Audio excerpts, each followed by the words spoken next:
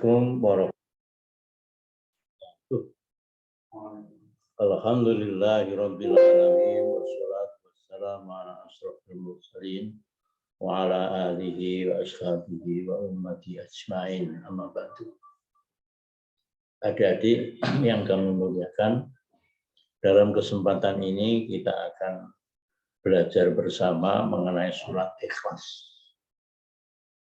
yang berbunyi A'udzu billahi minasy syaithanir rajim. Bismillahirrahmanirrahim. Qul huwallahu ahad. Allahus samad. Lam yalid wa lam yulad wa lam yakul lahu kufuwan ahad. Qul huwallahu ahad, katakanlah dialah Allah yang Maha Esa. Itu disebutkan di situ ada dua. Itu maksudnya bahwa Allah itu memang ghaib. Ya. Di dunia ini kita tidak bisa melihat Allah, tidak bisa menyaksikan Allah. Bahkan dulu Nabi Musa memaksakan diri ya, agar dapat melihat Allah, tapi akhirnya tidak kuat, pingsan ya. Setelah sadar terus minta maaf kepada Allah Subhanahu wa Ta'ala.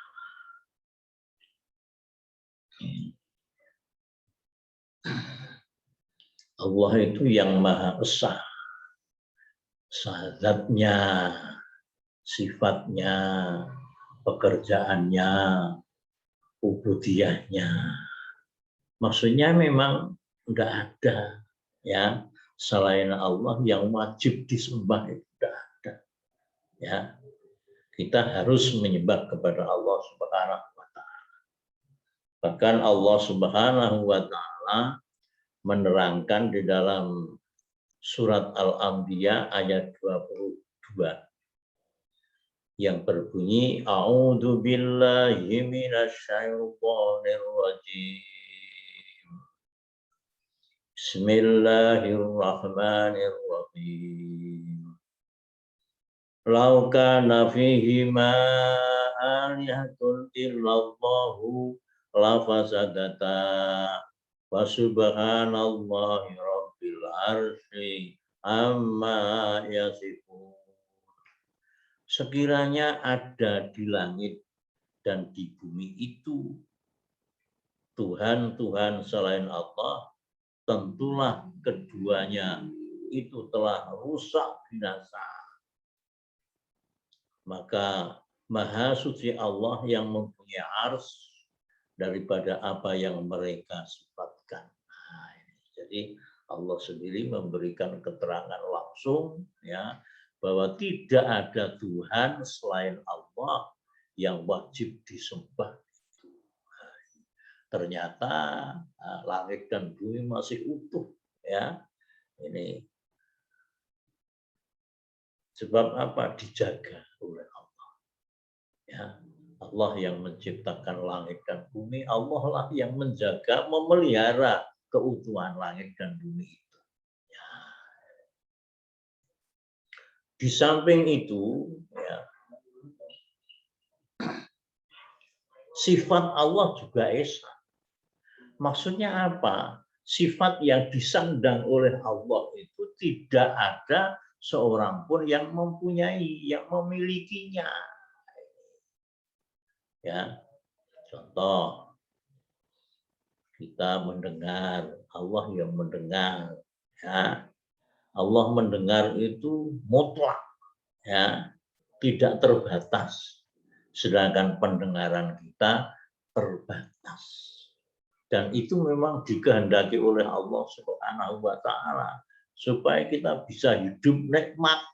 Ya, nah, kalau pendengaran kita itu tidak terbatas unyun sewu, ya, kita tidak bisa istirahat. Ya, baru mau tidur tahu-tahu ada tabrakan bis ya sama truk di Surabaya, kita tidak bisa tidur ya. tercengang. Ya, baru mau tidur tahu-tahu di Belanda ada pesawat jatuh. Ya, ya Masya Allah. Ya. Nah, alhamdulillah ya, pendengaran kita terbatas, penglihatan kita terbatas, ya.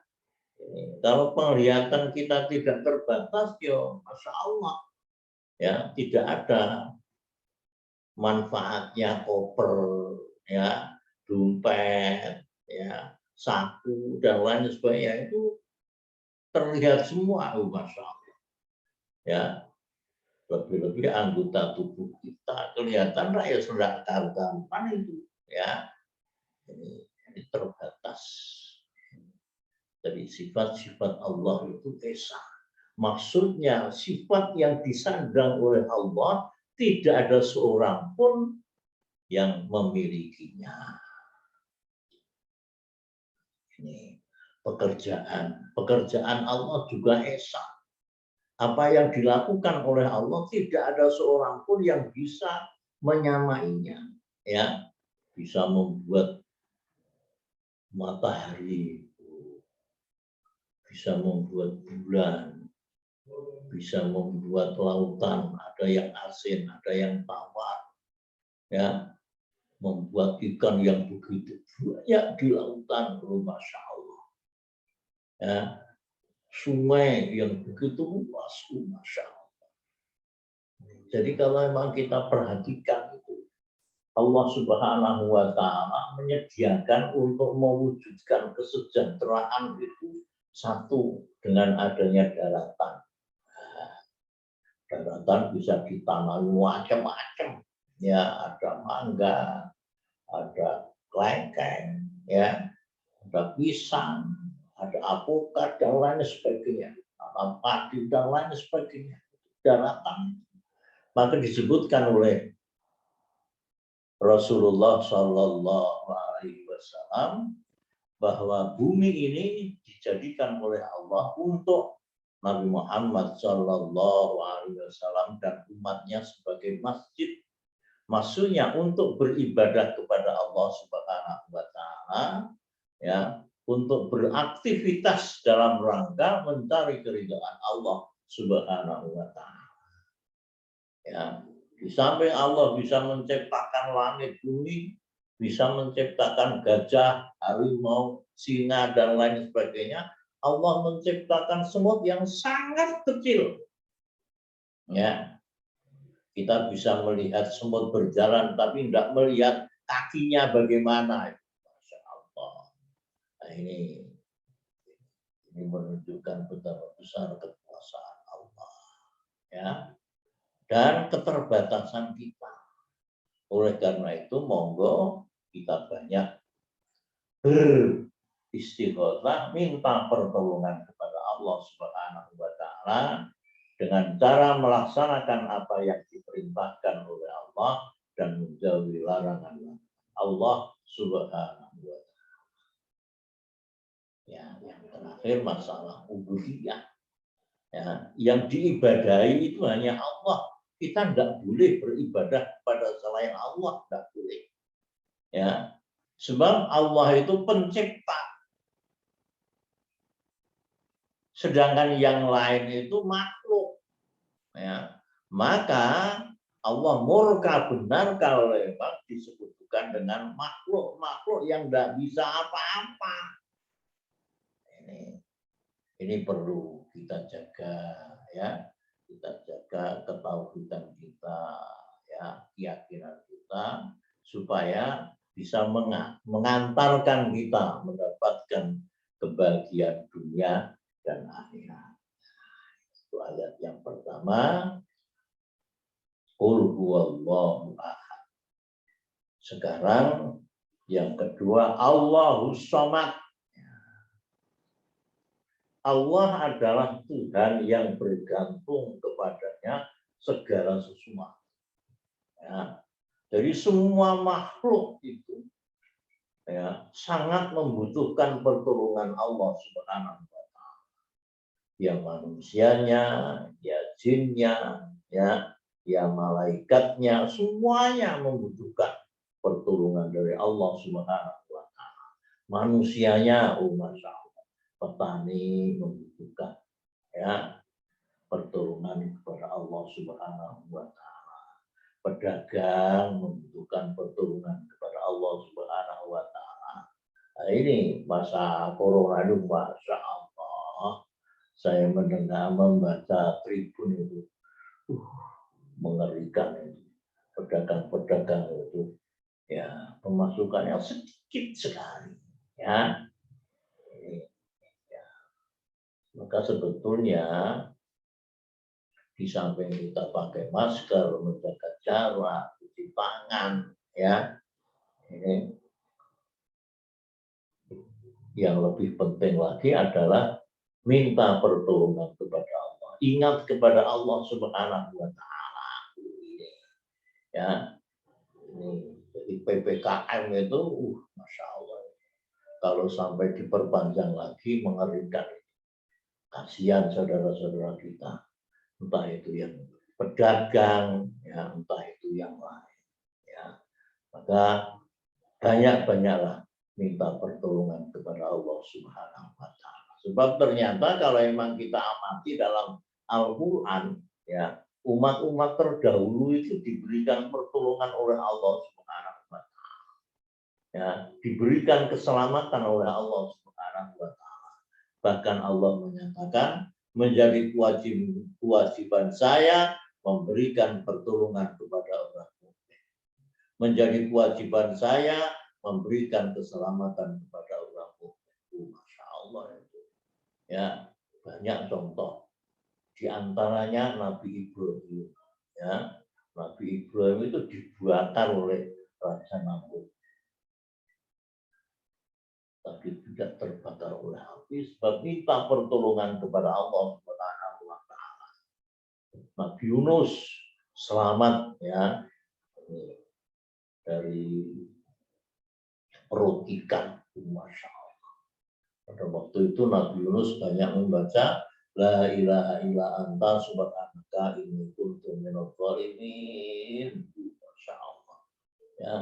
Akhirnya Nabi Yunus diberikan pertolongan oleh Allah Subhanahu wa Ta'ala. Nabi Musa ya, itu yang selamat ya dari kepemisahan Firaun dan bala tentaranya. Pada waktu itu sudah Allah hanya satu-satunya yang diandalkan oleh Nabi Musa, yaitu pertolongan kepada Allah Subhanahu wa Ta'ala. Akhirnya pada waktu itu Allah Subhanahu wa Ta'ala memerintahkan kepada Nabi Musa untuk memungkulkan tongkatnya ya, ke laut. Masya Allah. Pada waktu itu Nabi Musa matur ya, kepada Allah Subhanahu wa Ta'ala, amri ilallah. Segala urusanku saya serahkan kepada Allah Subhanahu wa Ta'ala. Sebab ya saya kuat pada waktu itu. Nah, akhirnya pertolongan diberikan oleh Allah Subhanahu wa Ta'ala kepada Nabi Musa, Nabi Harun dan umat-umatnya yang mengikuti selamat ya. Sedangkan Firaun dan bala tentaranya tenggelam dalam laut merah. Zaman Nabi Muhammad Shallallahu Alaihi Wasallam ya, pada waktu akan hijrah dari Makkah ke Madinah ya, ini masya Allah ya, orang-orang kafir itu ya kepada Nabi Muhammad secara pribadi senang ya, ini sebab bisa dipercaya. Banyak barang-barang orang-orang kafir dititipkan kepada Nabi Muhammad Shallallahu Alaihi Wasallam. Ini kelihatan pada waktu Rasulullah Shallallahu Alaihi Wasallam mau hijrah, ya, yang ditemani oleh Abu Bakar pada waktu itu, Rasulullah mendikau kepada Sayyidina Ali. Nanti kalau ada orang-orang yang mengambil titipannya, tolong diberikan, semuanya ada di sini ya. Banyak orang yang menitipkan barang pada saya, nanti tolong diberikan. Saya tak berangkat ya hijrah dari Makkah ke Madinah. Pada waktu itu Nabi Muhammad Shallallahu Alaihi Wasallam membaca surat Yasin ya dari ayat pertama sampai ayat yang ke-9. Ya. Akhirnya apa? Orang-orang yang mengepung rumahnya Rasulullah Shallallahu Alaihi Wasallam dengan tujuan untuk menangkap dan membunuhnya tidak berhasil. Semua yang tidur semua. Ya, Nabi Muhammad dan Abu Bakar selamat, diberikan pertolongan oleh Allah Subhanahu wa taala. Ya, orang-orang pada waktu itu pada ketakutan akan hijrah dari Makkah ke Madinah, kecuali Umar bin Khattab dengan suara lantang bilang, siapa yang kepengen istrinya jadi janda dan anak-anaknya menjadi anak yatim, silahkan cegat saya di sana. Orang-orang pada waktu itu ketakutan benar dengan Umar bin Khattab yang masya Allah.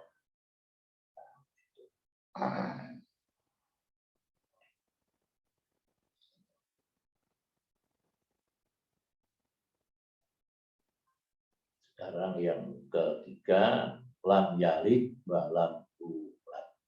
Ya. Dia tiada beranak dan tiada pula diperanakan. Insya Allah mendukung. Jadi orang-orang yang punya anak, ya, orang-orang yang diperanakkan itu semuanya ya tidak pas, ya, tidak boleh untuk disembah, ya, seperti Nabi Adam, ya, Nabi Aisyah, ya, Uzair, bapaknya Nabi Ibrahim, kadang-kadang malah patung, ya, patung Jenderal Sudirman dikasih bunga untuk apa itu, ya, Nyun Sewu di Candi Borobudur, patung Siddhartha Gautama, ya, dikasih dulu malah dikasih uang, ya, sekedip 5 sen, setali. Nyun Sewu, saya rumahnya dekat Candi Borobudur, ya, saya Candi Borobudur bawa lidi itu, ya, uang-uang itu saya cari, saya ambil untuk jajan. Ternyata enggak kualat saya, masih hidup sampai sekarang. Membersihkan lumut saja enggak bisa kok disembah-sembah. Nah, ada lagi yang disembah-sembah apa itu? Toba, ya, keris. Begitulah. Cucu kita kok gini, oh kemarin itu enggak dikembangi, oh masya Allah. Ya, ya kita boleh punya keris, punya tombak ya boleh, tapi ya sama dengan pisau dapur itu saja, ya, enggak usah disembah-sembah, ya, enggak usah dirawat, ya, luar wajaran.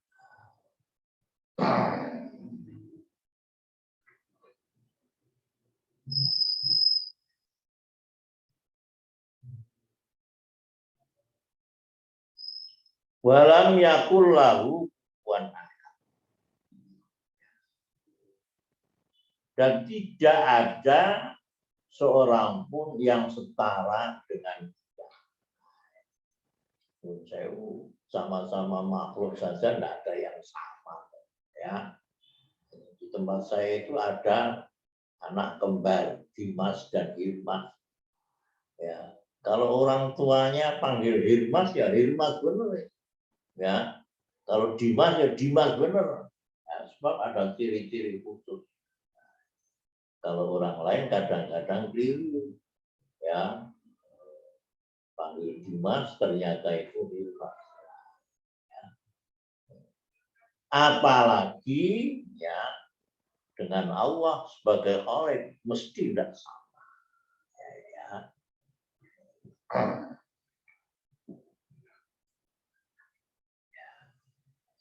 Surat Al-Ikhlas. Ya, dari ayat pertama sampai keempat sudah selesai. Sekarang surat Lahab.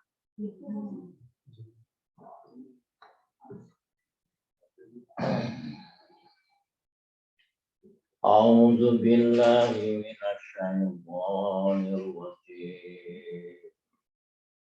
Bismillahirrahmanirrahim. Tabbat yada abi lahabin wa tab ma aghna anhu maluhu wa ma kasab sayasla naran dzata lahab wa imra'atuhu hammalatal hatab fi jidha hablum min masad. Tabbat yada abi lahabin wa tab. Binasalah kedua tangan Abu Lahab dan sesungguhnya dia akan binasa. Ya, jadi termasuk pamannya Rasulullah ya, yang jelek sekali itu Abu Lahab. Ya. Keterangannya gimana? Kita membaca surat Lahab itu akan mendapatkan pahala. Ya, menjelek-menjelekkan Abu Lahab, ya, mendapatkan pahala dari Allah Subhanahu wa Ta'ala, itu menunjukkan bahwa Abu Lahab itu memang jelek sekali. Ya, dulu ya, pada waktu Rasulullah Shallallahu Alaihi Wasallam lahir, Abu Lahab senang sekali. Ya, Abu Lahab bilang bahin, bahin, bahin. Terus siapa pembantunya Suhaibah itu dimerdekakan. Sebab apa? Abdullah mempunyai anak laki-laki. Masya Allah. Itu dulu saya ya. Orang-orang Arab Jahiliyah itu kalau punya anak laki-laki, senangnya Masya Allah. Luar biasa. Ya ini yang akan meneruskan kita. Inilah yang akan membantu kita untuk proyoan. Masya Allah. Jadi zaman jahiliyah itu kalau punya anak laki-laki senang-senang. Masya Allah. Tapi kalau punya anak perempuan, Masya Allah. Ya tawarok. Ya tidak mau keluar dari rumah itu. Dia anak wedok. Ya. Ini tidak bisa diajak peluang dan lain sebagainya. Dulu ya zaman Umar bin Khattab itu wara-wara ya, menerangkan barang siapa yang punya anak perempuan bunuh. Tahu-tahu Umar bin Khattab punya anak perempuan. Masya Allah ya. Sejak kecil umur 2 tahun itu sudah dikasih pakaian seperti anak laki-laki. Umur 2 tahun, 3 tahun, 4 tahun. Ya aman-aman saja, makanya di rumah enggak main keluar. Tapi setelah 5 tahun, 6 tahun, ya putranya Umar bin Khattab keluar. Terus Yun Sewu ada yang usil. Tahu bahwa putranya Umar bin Khattab itu sebetulnya perempuan. Terus bilang dengan orang tuanya ini, Pak. Putranya Umar bin Khattab itu sebetulnya itu perempuan. Ojo ngono. Bener, saya tahu persis. Wah, itu. Akhirnya berita itu sampai kepada Umar bin Khattab. Umar bin Khattab terus ngendika kepada istrinya.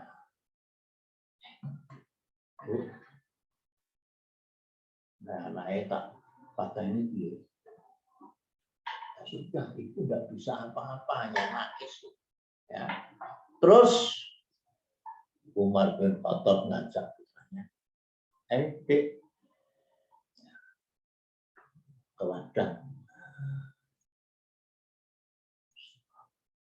pergi jauh dari masyarakat, ya. Lihat kiri kanan sudah tidak ada orang, terus membuat jugangan. Masya Allah.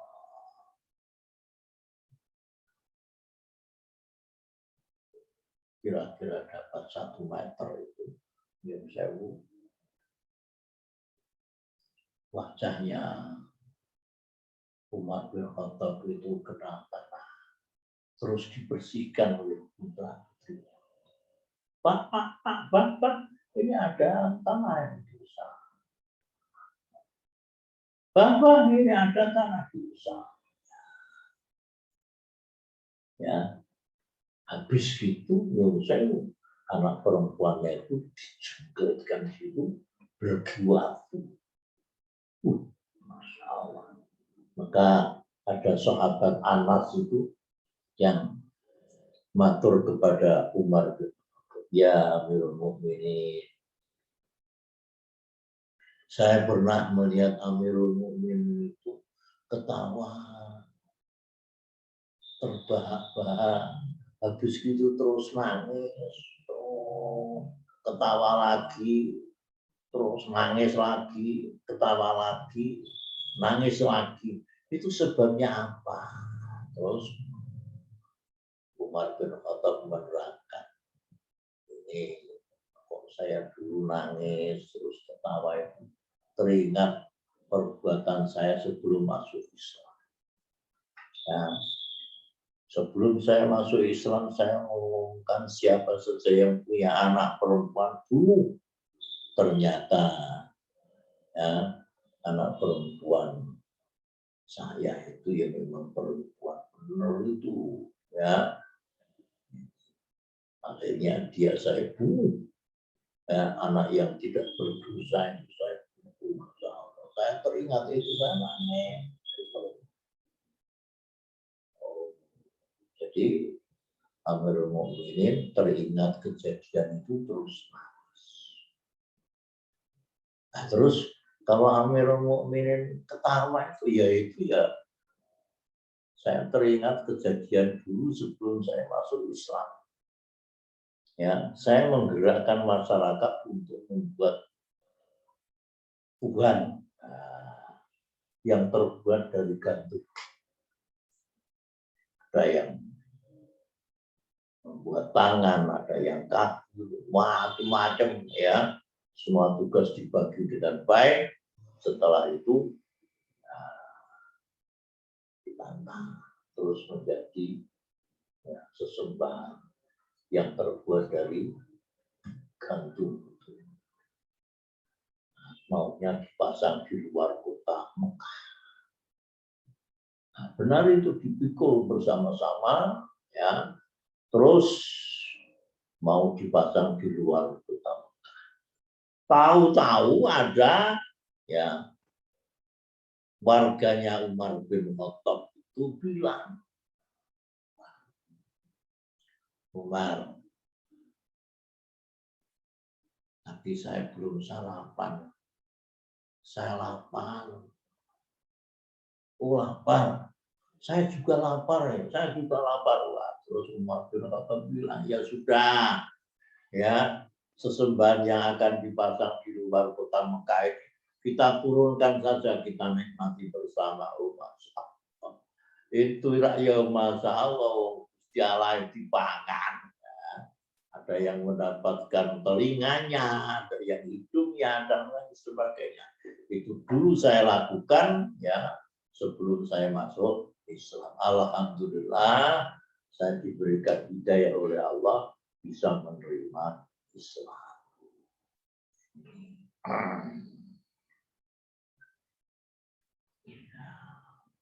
Kalau Abu Lahab ini Masya Allah. Pada waktu Rasulullah Sallallahu Alaihi Wasallam menyampaikan dakwah pertama kali, ya, Rasulullah Shallallahu Alaihi Wasallam menerangkan masalah ketauhidan, ya, menerangkan masalah syahadat, syahadat tauhid dan syahadat Rasul. Ya, habis gitu Abu Lahab marah benar. Ya, Umar bin Khattab bilang kepada Nabi Muhammad Shallallahu Alaihi Wasallam, "Alihadan jamana, Muhammad, apakah hanya untuk mendengarkan ceramahmu itu? Kita semuanya dikumpulkan." Terus diikuti, mari baru, masya Allah. Ya, Nabi Muhammad Shallallahu Alaihi Wasallam dilempari batu oleh orang-orang pada waktu itu sebab apa? Menyampaikan akidah risalah tauhid yang sangat berbeda dengan keyakinan orang-orang jahiliyah pada waktu itu. Kubus getih, masya Allah. Tapi Rasulullah tidak marah, tidak. Ya, Rasulullah malah berdoa, Allahumma di qaumi fa innahum la ya'lamun. Ya Allah, berikan petunjuk umatku ini sebab memang mereka belum mengetahui. Masya Allah. Ya, kalau para mubalik, ya, para dai seperti apa yang dilakukan oleh Rasulullah Shallallahu Alaihi Wasallam, cepat sekali, ya, orang masuk Islam, masya Allah.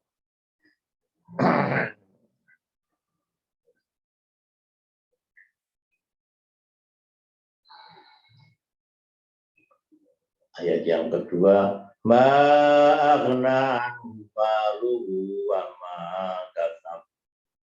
Tidaklah berfaedah kepadanya harta bendanya dan apa yang diusahakan. Jadi harta bendanya Abu Lahab itu digunakan untuk menghalangi dakwah, ya, Nabi Muhammad Shallallahu Alaihi Wasallam. Tidak berhasil, masya Allah.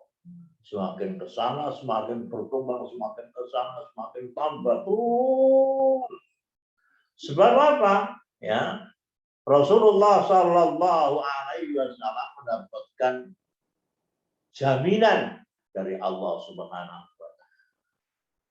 Allah Subhanahu wa Ta'ala, walal akhiratu khairul laka minal ula. Masa depanmu itu lebih baik, ya, daripada awal-awal kamu menyampaikan dakwah. Masya Allah. Ya, lebih-lebih setelah hijrah, Masya Allah. Ya, hijrah dari Mekah ke Madinah, umat Islam jadi kuatnya luar biasa. Ya, ketauhidannya luar biasa. Ya, sampai-sampai apapun yang diperintahkan oleh Allah dan Rasulnya, ya, itu semuanya hanya sami'na wa ata'na. Ya, jadi berjuang itu hanya untuk mencari keridhaan Allah Subhanahu wa Ta'ala. Masya Allah. Khalid bin Walid itu termasuk sahabat Nabi Muhammad Shallallahu Alaihi Wasallam yang pada zaman Umar bin Khattab pernah menjadi panglima perang.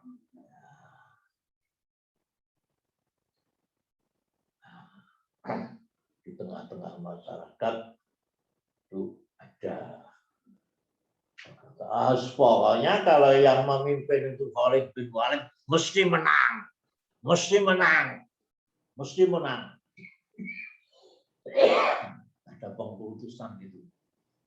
Ya, akhirnya apa? Umar bin Khattab itu Khalid bin Walid dipecat oleh Umar bin Khattab digantikan Amr bin. Namun setelah Khalid bin Walid dipecat itu perjuangannya luar biasa. Ya. Terus ada temannya yang matur, Mas Khalid, kamu sekarang sudah tidak menjadi panglima perang. Kok perjuangannya seperti pada waktu menjadi panglima perang. Khalid bin Walid menjawab, saya ini berjuang bukan karena Umar bin Khattab, bukan karena panglima perangnya, tapi saya berjuang ikhlas karena Allah. Oh, Masya Allah. Jadi ikhlas itu luar biasa. Ya, itu pernah dialami oleh kita bangsa Indonesia setelah merdeka itu. Belanda mau masuk Indonesia lewat Surabaya dengan Amerikanya pada waktu itu. Sekutu memberikan ultimatum. Seluruh persenjataan yang dimiliki oleh kamu sekalian harus diserahkan kepada saya. Kalau tidak, akan saya hanguskan Surabaya. Wah. Pada waktu itu Mbak Kiai Hasyim Asy'ari memberikan fatwa bahwa melawan Belanda termasuk jihad fi sabilillah. Ya, saya ini punya kakak ipar yang aslinya dari Surabaya. Itu bilang gini, pada waktu itu nggak ada pemuda itu berada di desa-desa sana. Semua pemuda yang ada di desa itu semuanya pergi semuanya ke Surabaya. Ingin mati, Bu, Masya Allah. Ingin mati syahid dalam rangka membela agama. Orang Belanda berusaha untuk menyelamatkan diri, pejuang-pejuang pada waktu itu ingin mati syahid, yes, bertolak belakang. Ya. Akhirnya apa? Dipimpin oleh Bung Tomo, ya, pemuda-pemuda Surabaya pada waktu itu melawan sekutu dan Belanda pada waktu itu. Sampai jenderal, ya, Inggris itu meninggal di sana. Masya Allah. Maka terus ada Hari Santri Nasional. Masya Allah. Jadi perjuangan umat Islam, ya, dalam rangka mempertahankan kemerdekaan itu luar biasa. Ini, nah, sekarang kita tinggal mengisi, ya, kemerdekaan yang pada hakikatnya adalah pemberian dari Allah Subhanahu wa Ta'ala. Cara mengisinya gimana? Ya seperti kamu, ya, belajar tekun, ya, jadi merubah keadaan yang lebih baik itu menurut tuntunan ajaran agama Islam itu lewat dunia pendidikan. Nah, Masya Allah. Ya. Begitu pula usaha-usaha yang dilakukan oleh Abu Lahab gagal semua. Ya, ya. Saya selana rangga talahab, kelak dia akan masuk ke dalam api yang bergejolak. Ya, jadi, ya, neraka itu ada, ya, surga itu ada. Ya. Ini surga itu diperuntukkan untuk orang-orang yang beriman dan bertakwa, ya, sedangkan neraka itu diperuntukkan untuk orang-orang kafir. Masya Allah. Oleh karena itu perlu kita bersyukur kehadirat Allah Subhanahu wa Ta'ala. Kita diberikan hidayah oleh Allah, walaupun tidak pernah berjumpa dengan Rasulullah Shallallahu Alaihi Wasallam. Kita hanya orang Sleman, orang Bantul, orang Magelang, ya, orang Jawa Timur, ya, tapi mendapatkan hidayah dari Allah bisa menerima sesuatu. Ini perlu disyukuri dan berterima kasih kepada kedua orang tua kita yang membimbing dan mengarahkan kepada kita menjadi seorang muslim.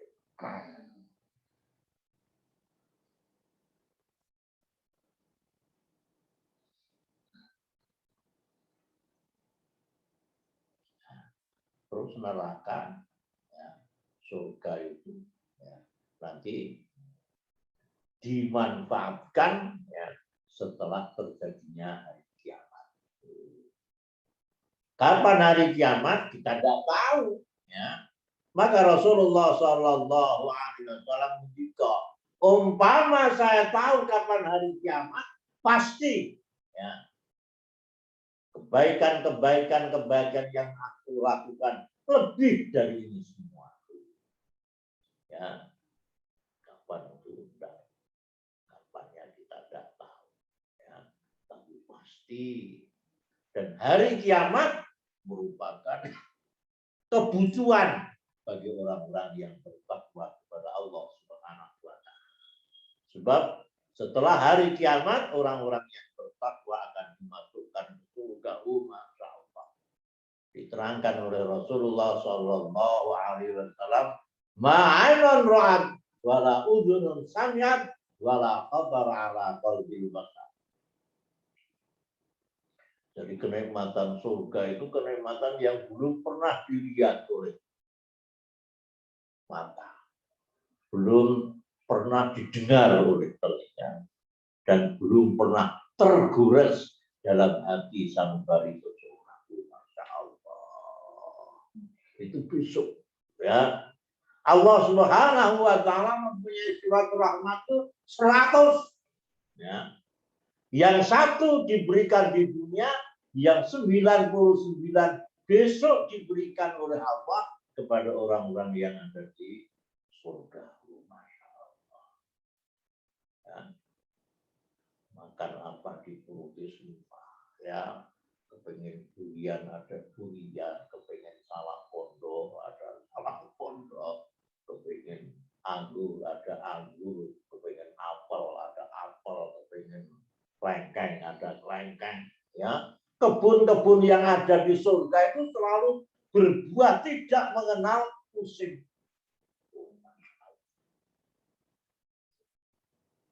Makanan-makanan yang kita nikmati enak. Ya. Kok seperti kemarin ya? Kok seperti kemarin ya? Itu masalah. Jadi tidak ada makanan yang basi, tidak ada. Ya. Kok bisa ya? Bisa saja. Ya. Allah Subhanahu wa Ta'ala pernah mematikan seseorang, dimatikan, ya, terus dihidupkan kembali. Setelah dihidupkan kembali, Allah bertanya, kamu di sini berapa? Saya hanya sebentar, hanya sekitar sehari atau berapa. Terus Allah Subhanahu wa Ta'ala menjika kamu di sini 100 tahun. Nah, itu keledainya sudah hancur.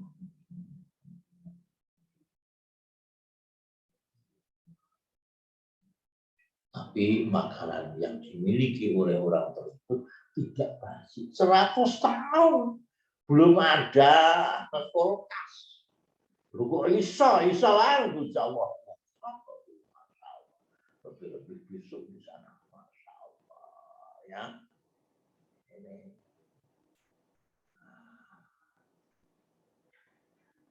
Ini ibu itu diberikan masya Allah gerang dari emas, cincin dari emas, kalung dari emas, sampai orang-orang yang ada di surga itu kalau makan piringnya emas. Mau minum pakai gelas-gelasnya emas.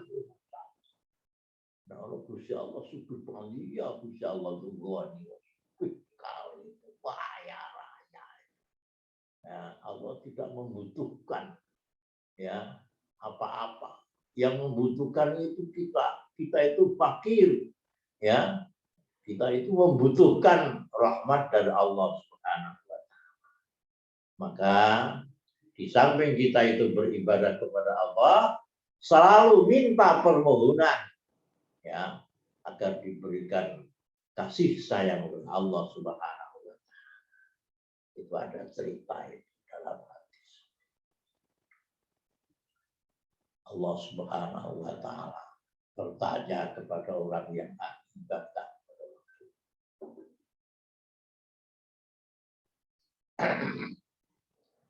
Saya mau tanya ini. Kamu kepingin masuk surga lantaran ibadahmu atau lantaran belas kasihanku? Dikarenakan dia sudah merasa banyak beribadah kepada Allah, ya Allah, saya kepingin masuk surga lantaran ibadahku, ya Allah. Lihat itu grafik itu. Nah, ternyata kenikmatan-kenikmatan yang diberikan oleh Allah kepada orang tersebut belum bisa diimbangi dengan ibadah yang dilakukan. Terus Allah Subhanahu wa taala, kalau memang kamu kemungkinan masuk surga lantaran ibadahmu, ya sewu, kamu harus ke neraka. Oh, jelek. Ya Allah, saya kepengen masuk surga lantaran belas kasihan. Ya Arhamar Rahimin, Ya Arhamar Rahimin, Ya Arhamar Rahimin, irhamna wal muslimin. Ya, jadi dengan sifat rahim Allah, Allah selalu memberikan kenikmatan kepada orang-orang yang bertakwa kepada.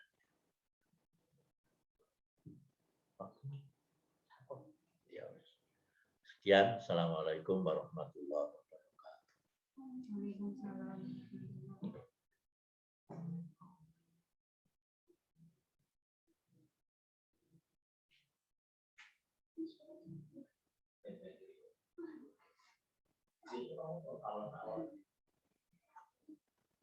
Teman-teman, untuk soalnya di-share di grup ya.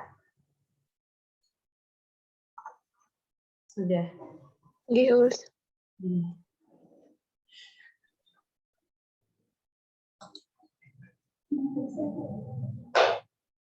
Apanya?